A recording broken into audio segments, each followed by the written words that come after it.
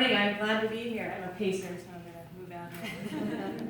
I have recently been going through some challenging shifts in my life, and maybe you came in the room this morning experiencing something similar. Maybe you've just been through something like that, where you get some news, whether it is cancer or relationship or death of a loved one. And the news completely rocks your world. The norm that you were living in 5 minutes ago no longer exists. And you are standing, you are sitting, you are lying in the fetal position, whatever the case may be. And in that moment, you're hoping, you're praying that life is going to be gracious to you as you refine your center of balance. And that was kind of my wish as I was going through this challenging shift, that nothing else bad could possibly happen to me because I was hanging on by this very, very thin thread. And one Monday morning, as I am holding on to this tiny strand of thread, life decided to pull out its pair of scissors and snip that thread with a little thing called lice in the kindergarten classroom. Have you been there? Okay. My 6-year-old arrived home from school, and she sat down for lunch, and she started scratching her head in earnest. And I have 4 children, so I had been through the lice with an older child at one point, so I knew the signs. And I'm sitting there going, please, life.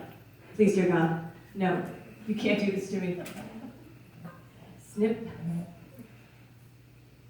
And for those of you who have not had the pleasure of looking for microscopic nits in a squirming head of hair, I want to paint you just a little picture. They are smaller than the head of a pin.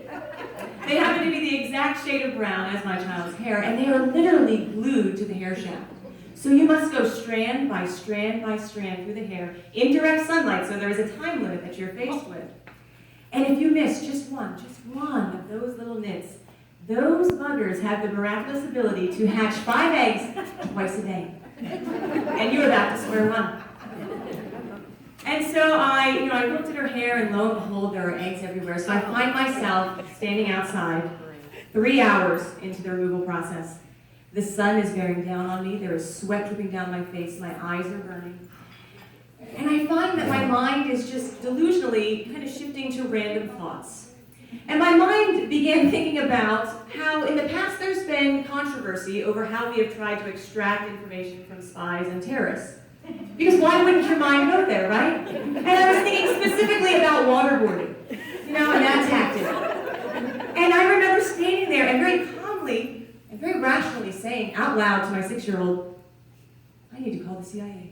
I shall find the number and I will be calling the CIA because I guarantee you, if you put any human being up to this task by hour 3, they will tell you any information that you need to know. Now, I also arrived at hour 3 and I realized I had severely misjudged my time. I had 3/4 of her hair done, a quarter left to do, not enough time to finish, and in 15 minutes I had to have my oldest to the dentist office. And so if I put these, the finished and the unfinished sections together again, I was going to have to start from square one, and there was no way that was happening. So in true Mama MacGyver fashion, I start yelling to random children, I need saran wrap, you get me the duct tape, I need a winter cap. And so I saran wrapped that child's head, and I duct taped it, and I shoved the whole dripping mass up into this winter cap, despite the fact it was 80 degrees. I threw everyone into the van, and we drove to the dentist office. Now, before I would let anyone exit the vehicle, I very lovingly threatened every child with life without television if the word lice was mentioned in the waiting room.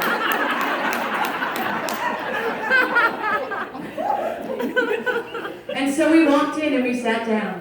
And there we sat with smiles plastered on our faces, saran wrapped and duct taped heads, life breaking in pieces all around us.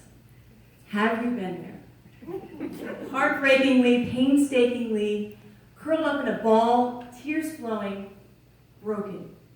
And yet, life continues to go along around you. You have to get up and go through the motions. You have to continue each day.